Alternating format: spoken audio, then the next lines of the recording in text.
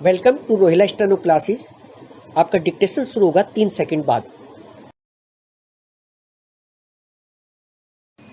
Ready start.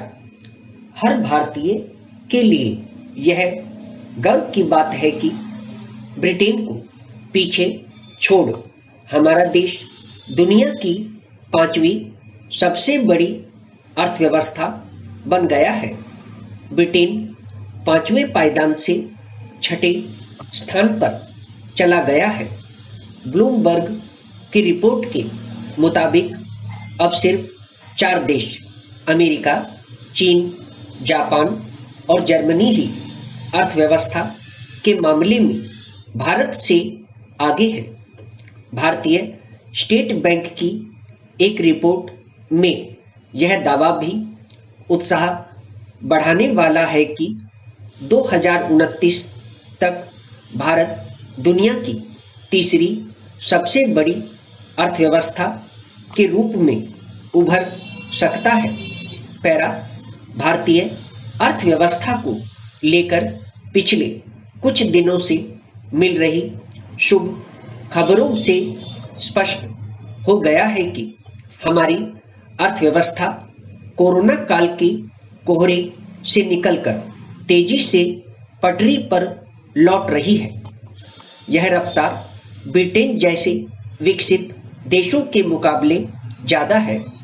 इस बढ़त से भारत को अंतर्राष्ट्रीय स्तर पर नई हैसियत और पहचान मिली है। आने वाले समय में पश्चिमी देशों के साथ हमारे शक्ति संतुलन के समीकरण भी बदल सकते हैं। पिछले 75 साल के दौरान आर्थिक मोर्चे पर भारत और ब्रिटेन की तस्वीरें काफी बदल चुकी है।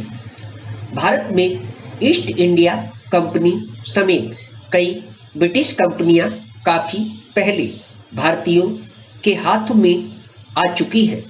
भारत अब ब्रिटेन में निवेश करने वाला तीसरा सबसे बड़ा देश है।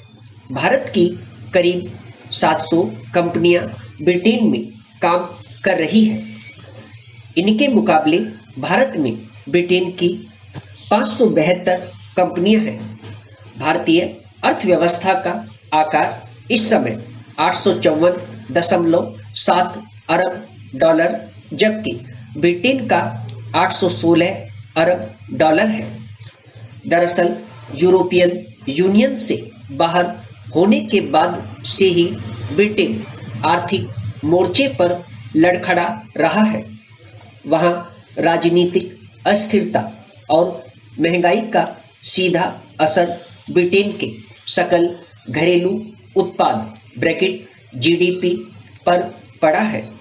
वहीं भारत में जीडीपी की तस्वीर उजली नजर आ रही है।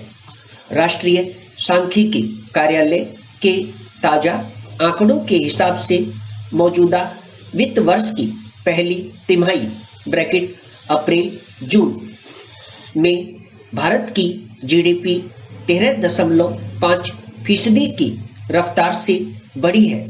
पैरा भारत में कच्चा तेल, प्राकृतिक गैस, कोयला, इस्पात, सीमेंट, बिजली, रिफाइनरी उत्पाद और उर्वरक वाले कोर सेक्टर की सुस्त विकास दर ब्रैकेट 4.5% जरूर चिंता बढ़ाने वाली है। अगर इस सेक्टर का आउटपुट भी बेहतर रहता तो जीडीपी के आंकड़े भारतीय रिजर्व बैंक के अनुमान ब्रैकेट 16.2% के आसपास पहुंच सकते थे।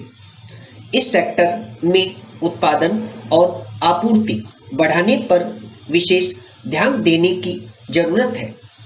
इसके पहियों की रफ्तार आम आदमी को सीधे प्रभावित करती है। इस सेक्टर के उत्पादों को लेकर विदेशों पर निर्भरता कम करना भी देश की अर्थव्यवस्था के हित में होगा। विराम। दोस्तों, यदि डिक्टेशन अच्छा लगा हो तो वीडियो को लाइक करें, शेयर करें और चैनल को सब्सक्राइब करके बेल आइकन अवश्य दबा दें ताकि लेटेस्ट वीडियो का नोटिफिकेशन आप तक तुरंत पहुंच सके।